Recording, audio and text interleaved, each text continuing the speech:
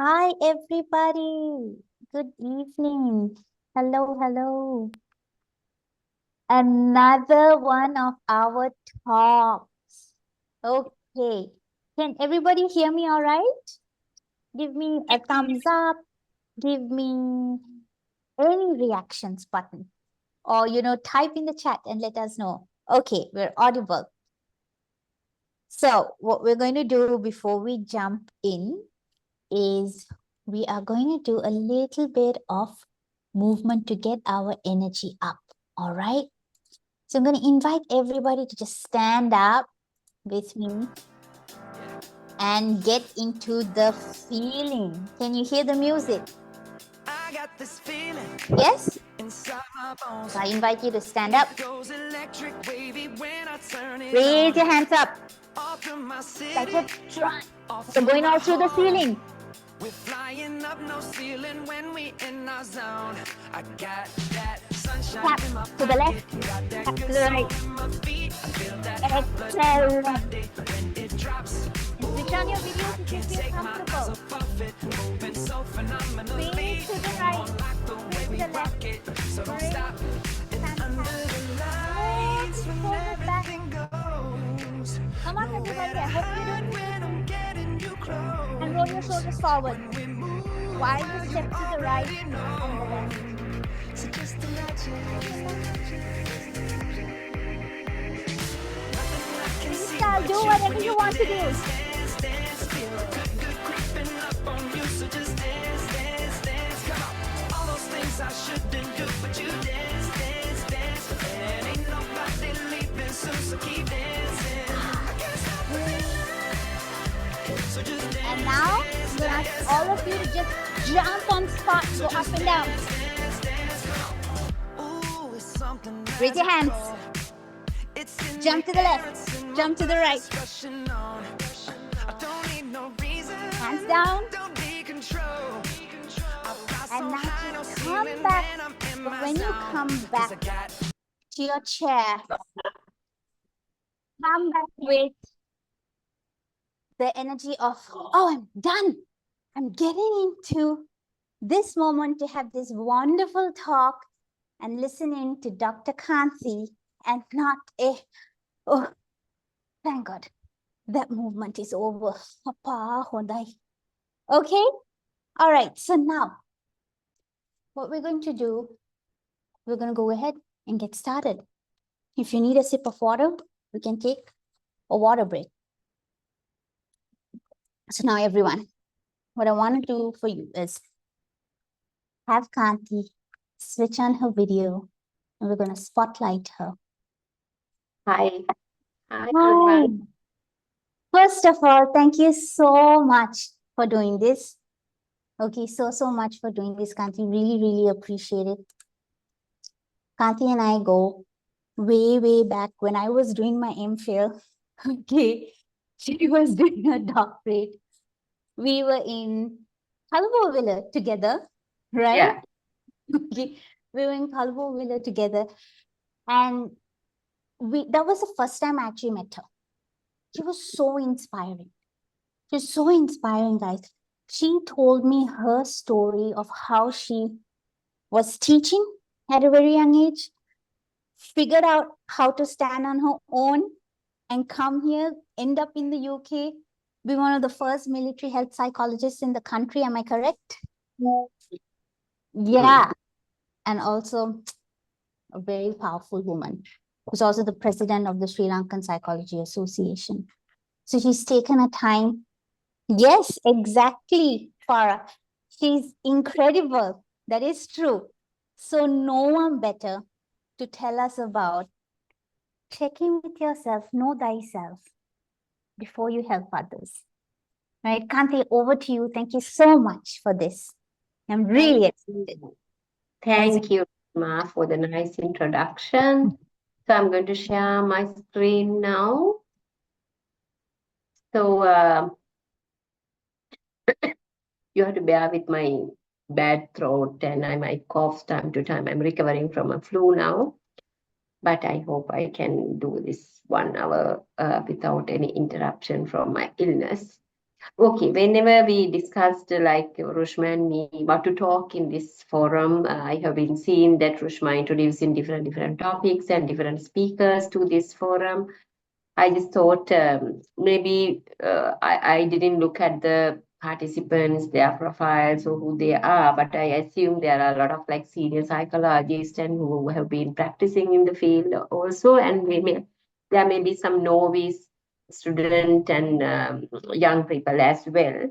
But despite of this diversity of the group, I thought it's very important to talk about this topic because actually sometimes as psychologists we sometimes forget what we are doing and who we are after some time after we start work, and when we are in the field for some time we feel like we know everything and in and out and everything, but we might forget some basic stuff which are fundamental sometimes.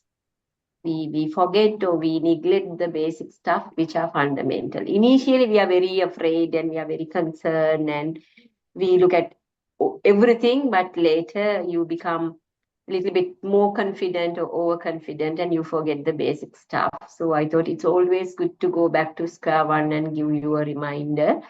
For some of you, this could be a totally new topic, and for some of you, this could be a topic you have already done, but I think it would be a good refresher for those who have done it. Right. So I have named this as Know Thyself, as Rose mentioned, before we help others. And I have put something additional here for reflective practice. You may all know what is reflective practice. That's what we are expected to do as counselors, therapists, and psychologists. So I will take you through small. Actually, this will be if we had this in person, this could have been a very good workshop kind of thing because I want you to do certain activities through this session. So to identify the black spots or blind spots in our personality and which can have influence on our therapeutic relationship and overall impact we get from this therapeutic relationship.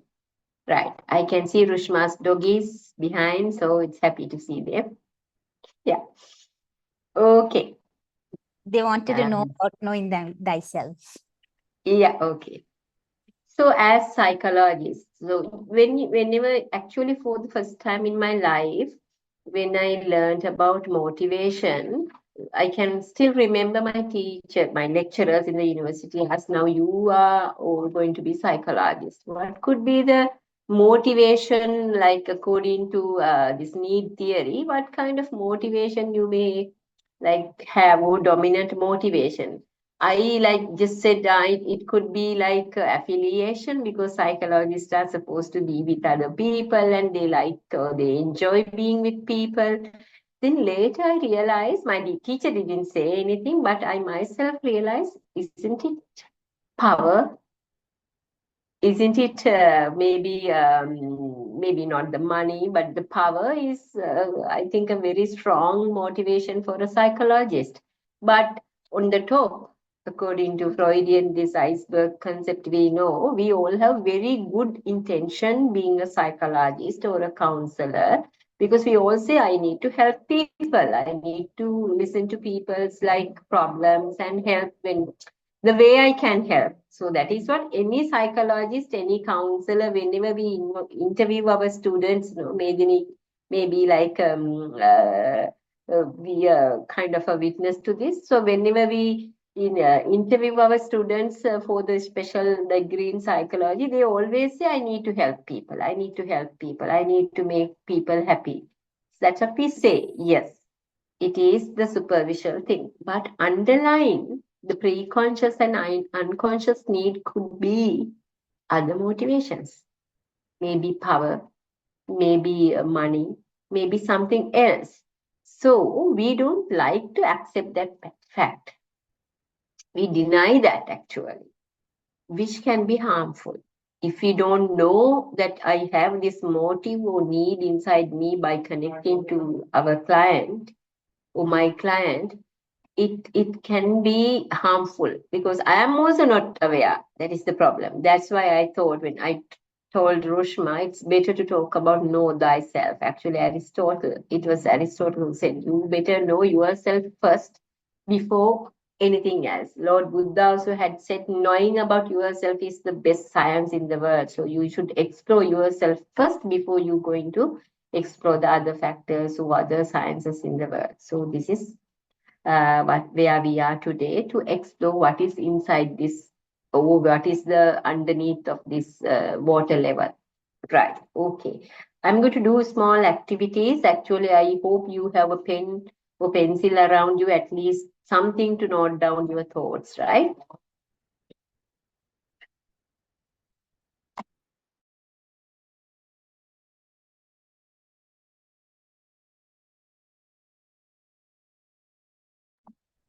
Sorry. You may hear some conversations at my home, but don't pay attention to them. Right. Okay.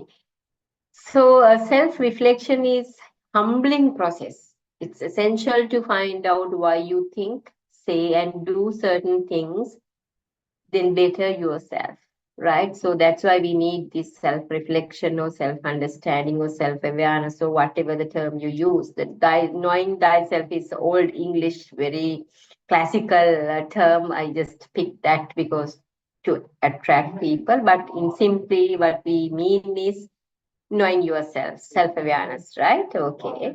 It makes us to be more like happy and more content people, especially as psychologists, we need this. And Carl Rogers, our best person in counseling or father of counseling, he has said, becoming a person means that the individual moves toward being. This is what we are trying to help, or we are trying to do with our client to like understand themselves. But if I want to make my client to understand himself or herself, first I should know who I am, right? So that's why I thought this is really important. Give me 1 second.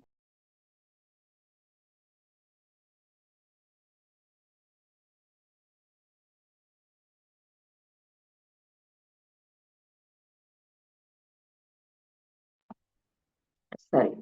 So becoming a person means that the individual moves toward being. There's so many calls coming. Being knowingly and acceptingly the process which he or she inwardly and actually is. So this is what we do through counseling and psychotherapy, letting the person or helping the person to be themselves.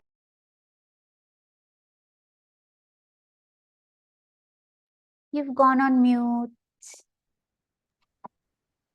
Oh, there we go. She's still on mute. Okay. I think now it's okay. Right, okay. Yes. It's double clicking on the same thing. I think that's what happened. So Roger said becoming a person means that the individual moves toward being knowingly and acceptingly, right? Knowingly and acceptingly. We may be like, you know that you are, but it is not in the acceptance level, or you don't know actually what is it. So that's why we need to make it aware. So this is the process which he or she inwardly and actually is. So today we are going to apply this to ourselves. So that's what we are going to do as therapists and counselors, or to be psychologists. Right. So before I move into that, I just thought of give a word about reflective practice. Actually, reflective practice is the process of reflecting on professional experiences that occur in the job and learning from them, right? So we as psychologists are supposed to reflect almost every day after our practice. That is the ideal situation, because we learn from reflection and then we take those lessons to the next day, to the next client, and to the next step. And maybe this reflection helps us to change ourselves consciously. Consciously.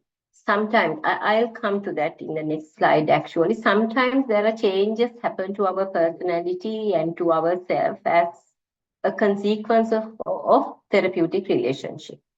It's okay as far as it happens knowingly and consciously, but it can't happen unconsciously, unknowingly. Otherwise, you don't know who you are at the end of the day. After working with 10, 15 clients, you may be a totally different person. You don't know what was your earlier, your original shape, and you don't know who you are now. So it can't happen to a psychologist, right? It can't happen to a psychologist.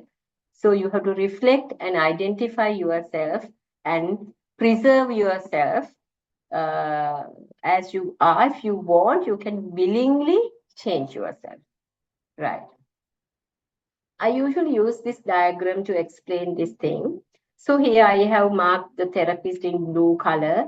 The therapist is coming from another blue background, maybe family and the education and where they work and the culture and everything. So the small, the circle in the middle is the therapist, and the bigger blue circle is the environment and the profession and the family and everything about the therapist. So you come from that background.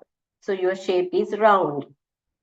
Now our client is coming from a squared. So I just use this round and square as a symbol.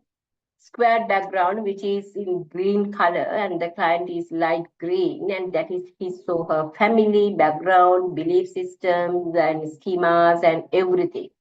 And he or she has her or his own personality as well.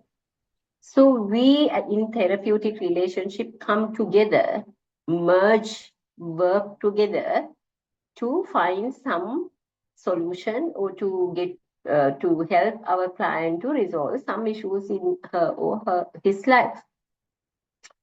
We have to merge very well, right? Otherwise, we can't build a therapeutic relationship, no. So we merge together. As a consequence of this relationship, if my client become round, what would happen? I just want your answers. So I am round. I'm a circle. My client is working with me. There's anyway.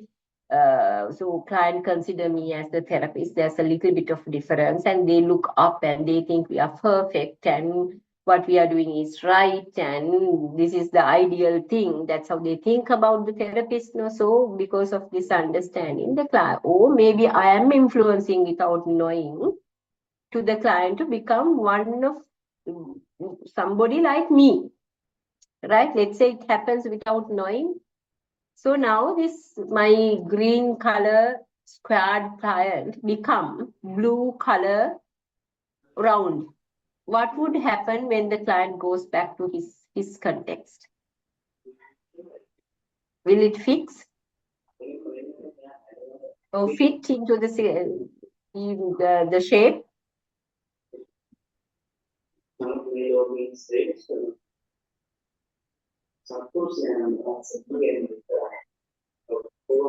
Maybe there's another lecture going on somewhere.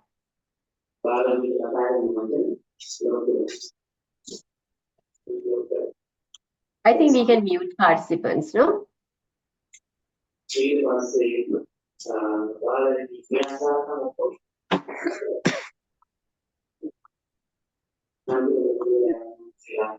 It can be a mistake. Can you mute him? Yeah. Sorry. Okay. No, it's okay. So yes, just a quick thing. Yeah. Everybody just keep in check your microphones and everything so that it would help us and others as well. Okay, so go ahead, Kanthi. Okay. So I just asked the question, what would happen this green color squared person who worked with me after therapeutic process, go back to his background or his family or his society as a blue color round or circle or maybe a little bit different person. What would happen? What would be the consequence? Will it be a good outcome? No. No, definitely no. Why?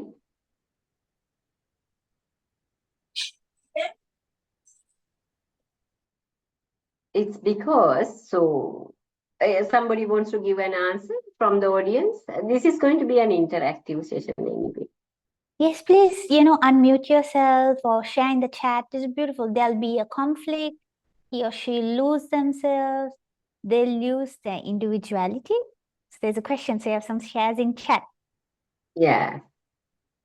Yeah, yeah. As Rushma said, there will be some issues. So if they go back to their family or the society with a new shape, so there will be some problems of like being himself or herself.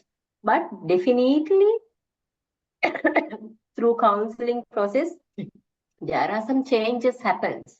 But it shouldn't be something like totally like different or very radical thing. It has to happen knowingly, as I said. Let the client to shape himself or herself or color himself or herself knowingly and consciously. Then they know before they go into their family and the society how to like minimize the differences and how to do it. This can be the other way around as well, vice versa, because there are some clients we are working who are very manipulative, very dominant, or very influential, who can change my personality as a therapist. So after working with that person, if I'm going home or going back to my work as a totally different person, unknowingly, which has happened unconsciously, again, I will like have a lot of conflicts in my profession and my life. That's why I should know that I'm round and I'm blue. I'm a circle, round and blue.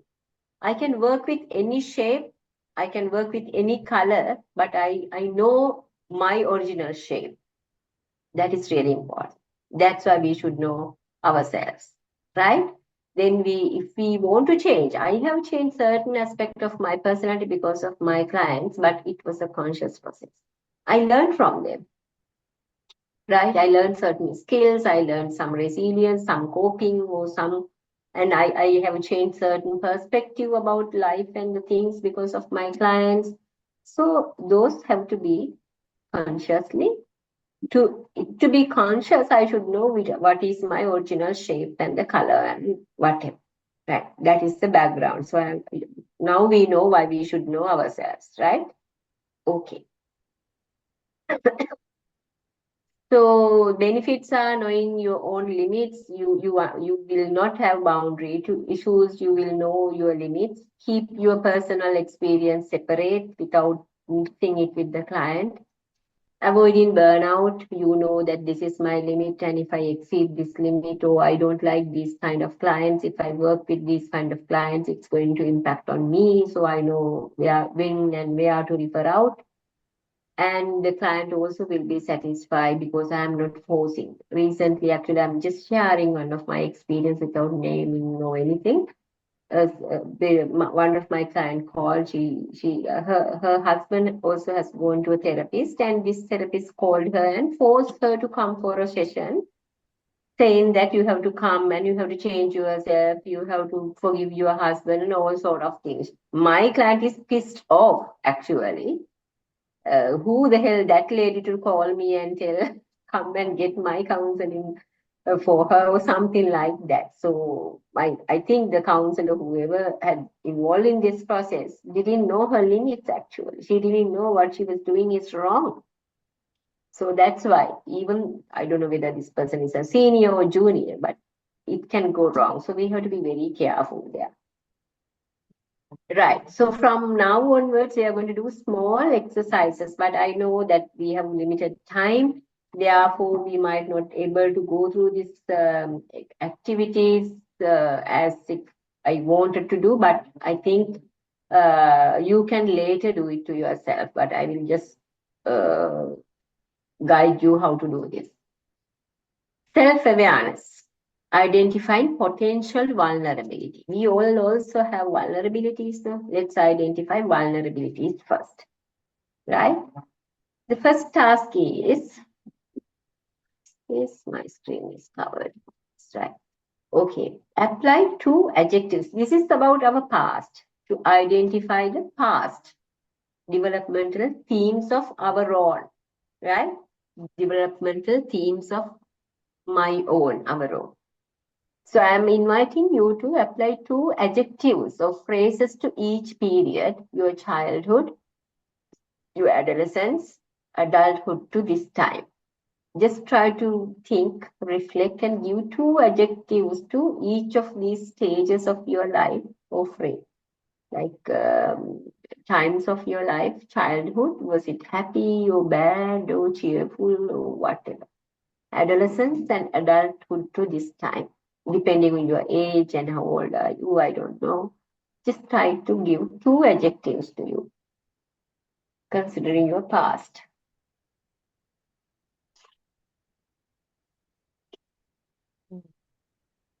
Right. If you can write it down, otherwise just think about it. The second task is identifying the present.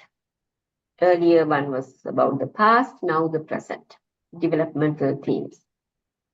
Apply two adjectives, phrases to each period or position of adulthood. Professional identity. So there may be people who are working here, so your professional identity.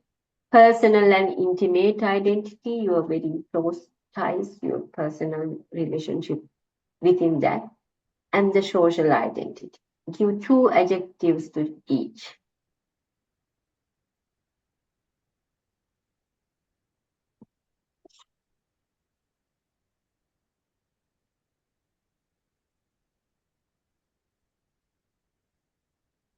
Right.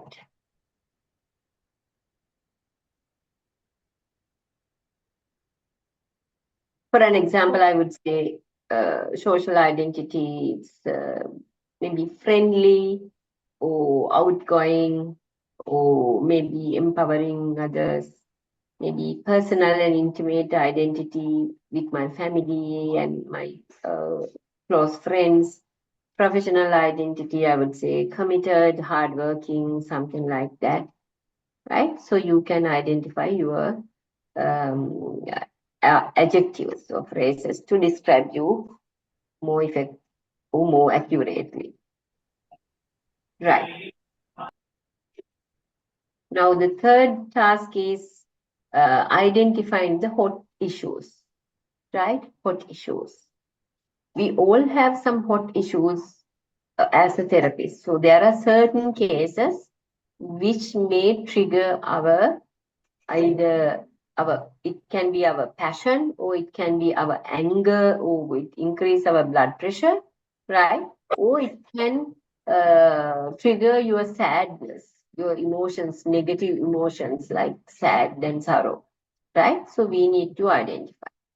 You need to know what events or issues arouse your passion, right? So you know what you really like, what inspire your passion, right? Maybe some people are very much like inspired or willing to work with kids, and some are very sensitive to females, some are very sensitive to males, some are very sensitive to family issues, some are very like sensitive to work related matters. You should know what events or issues around your passion. Passion means you 100% commit to that. You are there, right? The second thing is what kinds of people raise your blood pressure? Do you have clients who raise your blood pressure? I know Rushma definitely should have with her experience. I do have certain clients who raise my blood pressure, right? Because you tend to be a little bit argumentative sometimes, so you feel like pressurized because of the client's behavior. And what kinds of clients make you sad, make you feel sad also? There are certain, I still can remember once I sort of one old client, gentleman, and he was severely depressed. He was crying. He must have like 65 to 70-year-old. And after talking to this person. He was crying and everything, and I felt so heavy. Actually, that day I understood certain clients can make us feel so bad. I felt very heavy after listening to him. His actually his case was not that complicated. I have heard baddest thing, worst thing in this world from my clients, but I'm still stable. But for this old gentleman, I felt really bad after listening to him. I felt very heavy and feel like crying or something. Then I reflected, maybe he's in my father's age, or maybe I felt he's very innocent or something like that. So I knew I am a little bit sensitive to that. And that day I can remember I wrote a poem and then got rid of my emotional heaviness, right? So you should know who are the clients who are very sensitive to me. Maybe positively or negatively. Maybe they arouse your passion or they raise your blood pressure. Either. You should know what kind of clients you are more attached to or you are more detached to, right? So you need to identify. If not now, please later think about it. In identifying the cold issues. So some Can as I the add yeah, just one thing? If we can yeah, go to the previous slide, if that's okay with you. yeah, I want to really thank you for this. I want to stop here. I know we don't have time, but this is a very, very crucial part for all of you who are looking to be practitioners. Holding yourself in the embrace of non-judgment and acceptance when you answer these questions are very, very important. Because in a yeah, lot of our training, what has happened is we've been taught to be like, oh, you're a clinician, you have to help, you should be doing this, you should be okay with certain things. And no, you're human first. You're yeah, absolutely human first. Just this is your profession. You can call it passion, you can call it so many things, but you want to remember that you're human. And doing yes, this absolute raw honesty, it's just for yourself. Do it for yourself. If you have someone trusted, if you feel safe to, message us on the group or message Kanthi or message me, that's perfectly fine. Do that. Let us know and let us know how we can also support you through this. Just go ahead, Kanthi. I just think that this was like super valuable that you put this out here. Okay, Rushma, thank you for the compliment. Right. Okay. Then we just spoke about hot issues which can trigger you. The cold issues, there are certain clients you feel very bored, you can't connect, right? And sometimes you don't feel like you can't be genuine, so we can't show these core conditions. You can't show empathy, you don't have unconditional positive regard sometimes, or you can't be congruent. The cold clients, so cold issues. There are some cold issues. Maybe we deny certain things from our past or something like that. So to understand this, you can think of what events or issues leave you cold. You don't feel it, right? Uncaring, right? And without any passion. So there are certain situations and events and people. So please understand that. And what kind of people induce boredom, lethargy, lack of concern or interests? To be honest, sometimes when I talk to certain clients, I feel sleepy. I excuse and get some water for myself. Maybe I have no concern about them. There are situations like that. We should know there are people, there are situations like that. There are certain events or certain cases, right? I don't care, something like that. As Rushma said, we all human beings, we are not coming from a different planet, or we are not aliens, or we are not God, we are not, we just human, right? We are just human, so we can have this. Be okay to accept it. You are not a bad psychologist if you have this cold and hot issues. You are a human at the end of the day. So you can be a very good psychologist if you know what are these, right? Based on the above, what kinds of clients or issues are most likely to raise a red flag for you? So there are certain clients. So as I said, maybe hot issues as well as cold issues. When you know these people are not in like may not be able to build a good rapport with me, please be aware of that, right? That is very important. If you want to categorize these high risk situations, right? So you identified your development themes plus hot or cold issue, there's a possibility of counter transference, right? If the client's case is something similar to or something just opposite of the developmental theme, it could be possible, very similar, or it could be just the different, just the opposite of it. Both are bad, right? So developmental theme, hot, cold. So I have my hot and cold types of people, and there's a possibility of counter transference. Client doesn't do anything, but you can counter transfer. I'm going to talk about transference and counter transference a little bit, right? So there's a possibility of counter transference. Actually, in psychotherapy, transference can be accepted to certain level. We can use it as a therapeutic tool, but counter transference, we should avoid it, right? We should stop it, right? Therefore, we should aware it. So if you have learned Johari window, I think almost all of you may have heard of this model, Johari window. There we have this blind spot, known to others, unknown to self, right? Known to others, unknown to self. So if you don't know, I have these aspects in my personality as a therapist.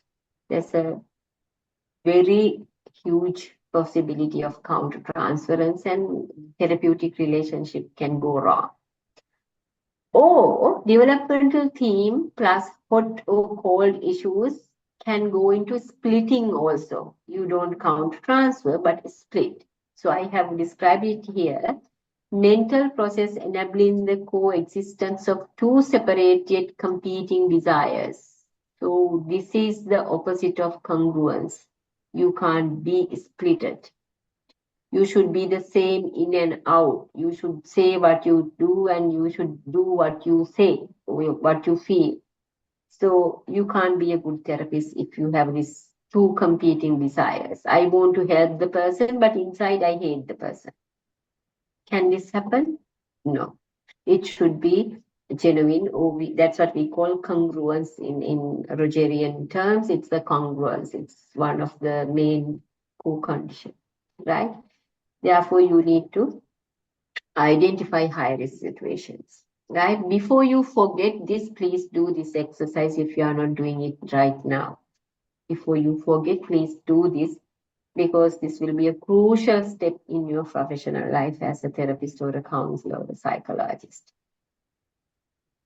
So how we can begin this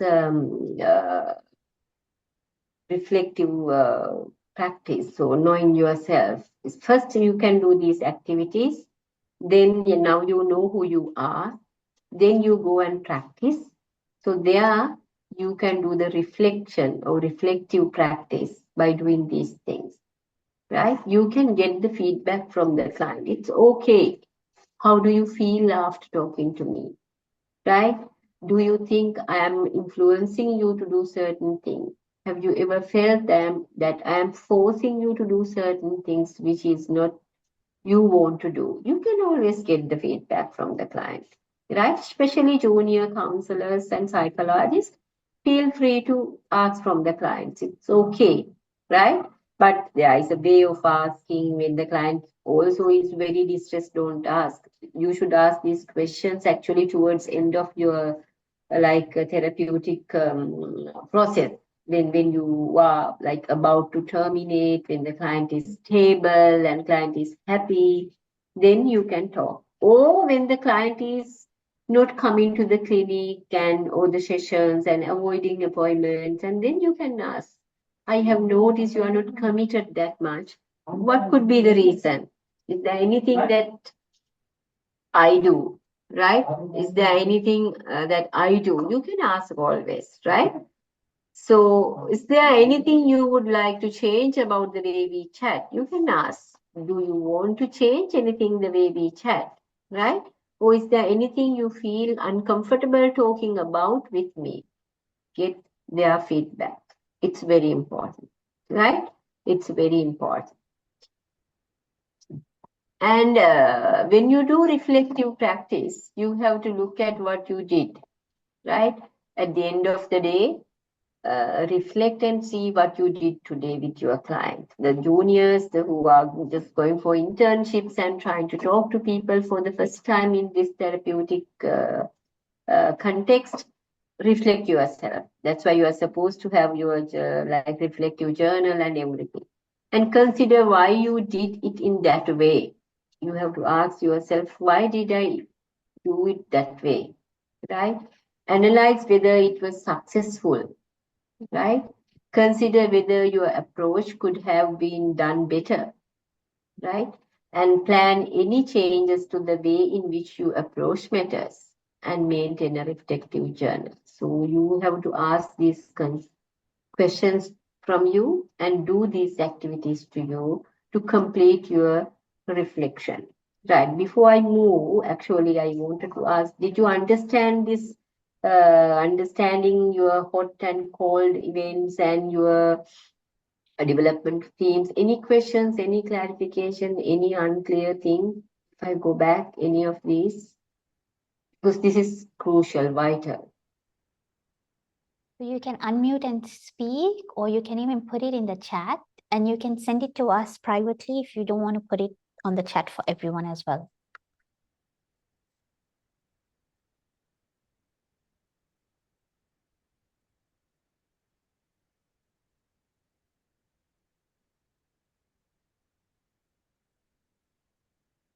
Okay, Kanthi, looks like we can move on. Yes. It was so you Yeah. super. Okay. Second.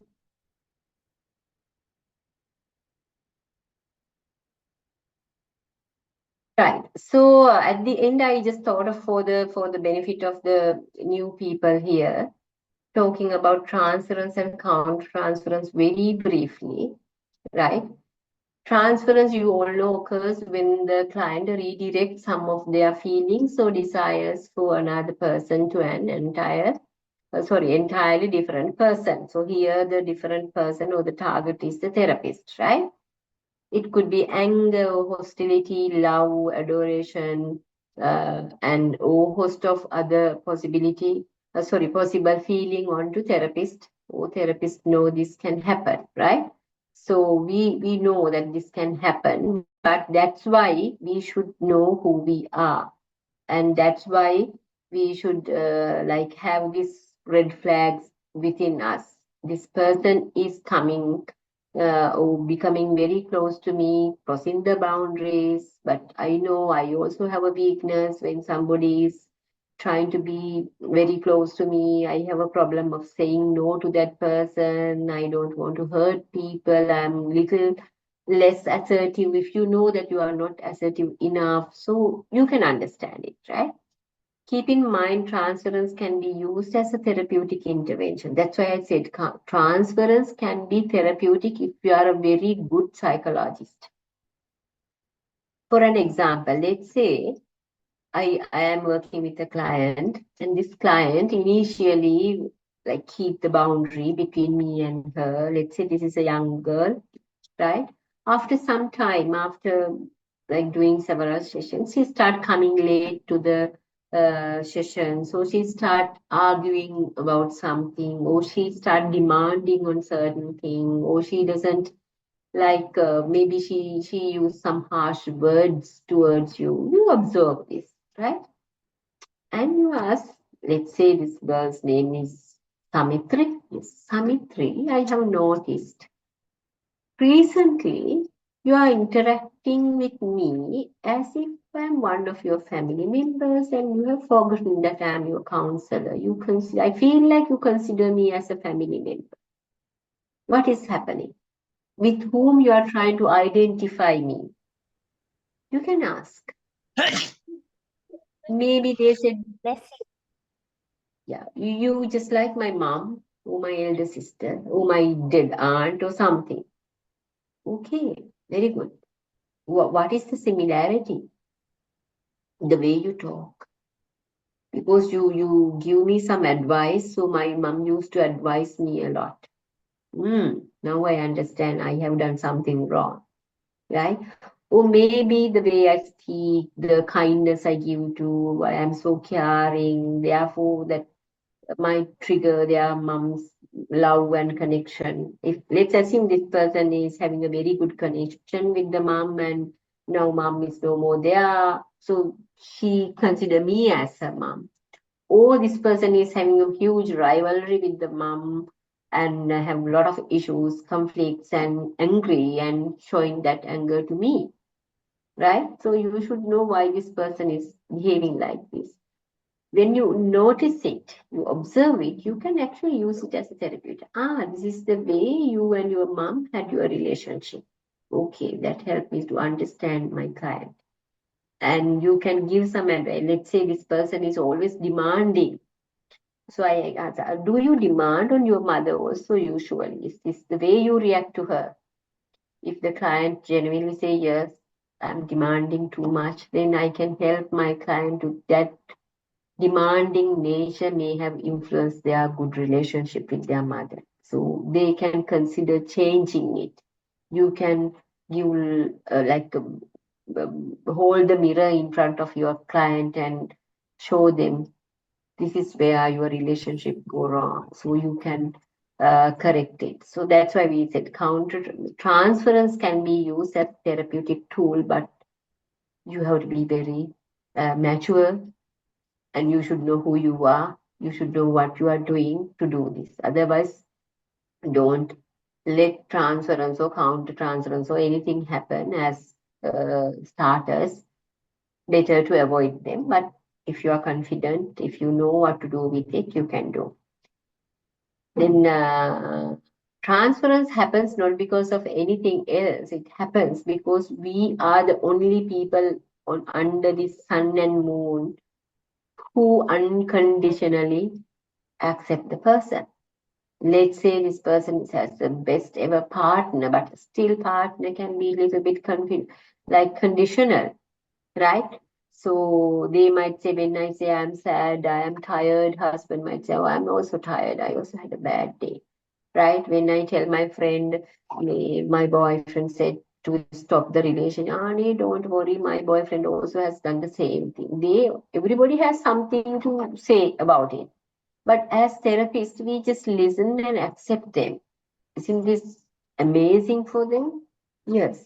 They think, wow, if this kind of people are there in the world, how beautiful is the world, right?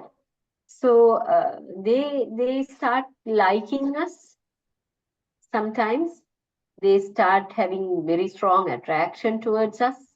I am here explaining the positive side. There may be some negative sides as well. They hate us and they become hostile towards us. That's also part of this thing, right? So that's why transference happen because of our nature. And counter transference is the other way around. So you have some kind of attraction or feelings or desire to the client. Maybe hatred also, right? It can be an attraction or hatred or something. That is counter transference, right? This may be a reaction to the client's transference or independently of any behavior from the clients because of my blind spots. So we just discussed about our hot issues and cold issues, our developmental themes and everything. There we identify our red flags. Maybe this person is waving a red flag. So I might counter transference. If you know in your head, you know, I am getting angry with this client, not because this client is having uh, some problematic behavior. I had something in my life which is similar to this. I didn't like it at all. So I am just counter transferring or I am just putting it to my client. You know where to draw the boundary. Either you can refer out or you can figure it out within yourself and correct it, right? The therapists are guided by strict professional codes. We all abide by this code of ethics. Therefore, therapists are supposed to establish clear lines of separation between themselves as a healthcare provider and with the client. So you can't expect your client to show it to you or figure it out. It's you who should figure it out if there is any transference or counter transference happen. Don't expect your client to do it. They are not in a position to do it. They came to you in search of help because they are incongruent, because they need some help. So you can't expect your client to be vigilant and be careful of being how to be with me. So as the therapist, should know that, and I should know the blind spots and my red flags. Then I can prevent it. So these are different types of transference. I just wanted to like say, but I think we can have another separate session on this thing. Yeah. Yeah, but I will just wait. Sorry.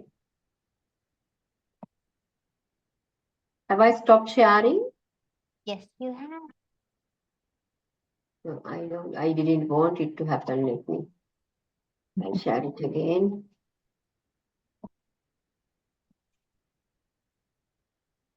Right. So there are different types of counter transference. So there are defensive means you start showing counter transference because client triggers their therapist unresolved struggles, right? So Okay. Can I invite you to just make it a presenter view, the whole screen, if it's okay with you? Your slide I, share? Hari. can you see my slides? We can't, yeah, okay, great, fantastic. Yeah. So it can be defensive where my client trigger my unresolved struggles. I have some unresolved struggles with my mother or my partner or my child or my boss or something. So client's case can trigger me, so I become counter transfer. Aim attachment means, as we said, it could be need for power, need for success, need for to be the best therapist, or maybe rewards, maybe awards, maybe money. We don't know. Maybe you have some aim attachment. Let's say we meet a lot of like high-fi clients now. Sometimes if you think this client can take me to a different level, sometimes you may have some counter transference. Or transferential means you just give respond to the client's transference. So they let's say the client expect me to be the parent, to take the parent figure. You take that figure and you become the parent. Unconsciously, this happens unconsciously. And reactive means the client initiate transference and the therapist respond as it is just real. So when the client start, you respond to it as it is real. Induce means the client initiate transference and the therapist picks up the role suggested by the client in their behavior, which also can happen unconsciously. So client lead me to a certain directions and I also take the lead, and at the end of the day I have acted like the person who the client wants me to act. Therapeutic relationship can go to very, very wrong end. You have to be very careful. Identification, when the therapist over identifies or relates with the client. So you feel so sorry about the client or you feel so connected about the client, right? That is identification. So over identification is not good with the client. It's not empathy, actually. It's not empathy. It's over identification. Some people misunderstand identification is the empathy. No, it is not. These are two different things.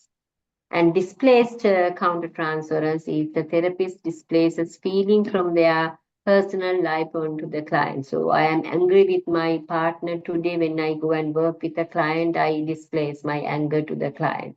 Oh, I am angry with my boss and I am sad because of something. So when I go to the clinic, so I displace my emotion to the client. That's why daily basis we should reflect before our session start or clinic start and after our sessions finished. Then sorry. Then you can prevent this counter transference or any kind of ethical issues if you know yourself. What I am feeling right now. Am I okay today? Am I ready to take clients? You know who will be coming today most of the time. So this person is bringing this issue. So I was planning to work on this thing today. Am I ready to do that? Is my mood is supporting for that? Or there can be something unnecessary thing can happen. So always you are alert, you are vigilant, you are aware what is going through yourself. You can't have any control over client's life, right? You can't have any condition about the client. It is unconditional. So it's you who should adjust yourself. That's why you should know yourself. Right. So there are few steps to minimize countertransference, increase your own awareness. That's what we did today. Please do this activity. Take your time. Talk to your supervisors. Talk to your teachers. So you will be able to do this activity. If you identify any red flags, please discuss about those things. Reflect and get help whenever needed, and develop your in the moment technique means mindfulness. We have been talking about this day and night here. Mindfulness and refer them out. If you identify somebody who is more like showing red flags and you have put or called or connected to your developmental team and all, then refer them out. Don't keep them with you. You are ruining their life and you are ruining your own life most of the time. So identify them, refer them out. It doesn't mean you are a weak therapist. It doesn't mean you are not qualified therapist. It doesn't mean you are a bad therapist. You are the best therapist if you know when to refer out, right? And who to refer out. So that's what you need to know. Otherwise, after sometimes practicing in this field, you might feel very overwhelmed or you fall into troubles, lot of ethical issues, boundary issues. So like that. So you have to be very careful about them. So focus on feelings, analyze the occurrence of countertransference, identify areas where ethical violations are most likely to occur, process consult in individual or group supervision. Definitely you have to do the group supervision. I think Rushma is doing this group supervision and individual supervision with you. Most of you maintain an ethics notebook journal, connect with an ethics mentor, move beyond the rule-based discussion. So you have to just not only the rules, but there are so many other things. So you have to open and discuss about them, reflective clubs or something, and be open to feedback of the clients and the supervisors. Don't be like defensive when somebody says you have this problem. Be open and try to correct those things. Right. Actually, I got all most of the stuff for this presentation from this website. This is Canadian Counselors Association website. If you want further information, you can go to this website and read on it.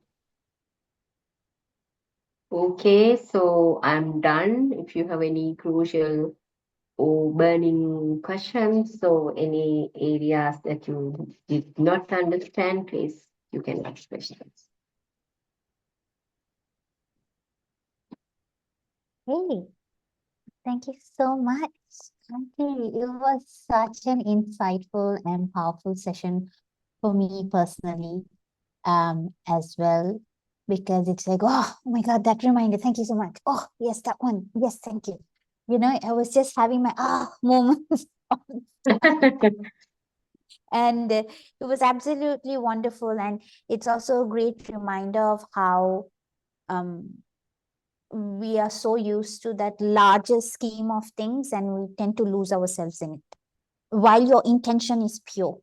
you are genuinely trying to do something that's so sincere, so pure, but then comes in the, hey, emotion, maybe take a step back and let the practical side and the reality come in. So finding that balance, this self-awareness really, really helps. It's finding the balance as a practitioner. Especially when you get invested, like you said, so many different kinds of transferences that happen, right? Now, group, you can put down your shares, you can unmute and ask Kanthi any question, put it in the chat, whatever works for you. I mean, it doesn't need to be a question. It could even just be feedback. Hey, Kanthi, that was so amazing. Thank you so much. You know, that works as well. Anybody?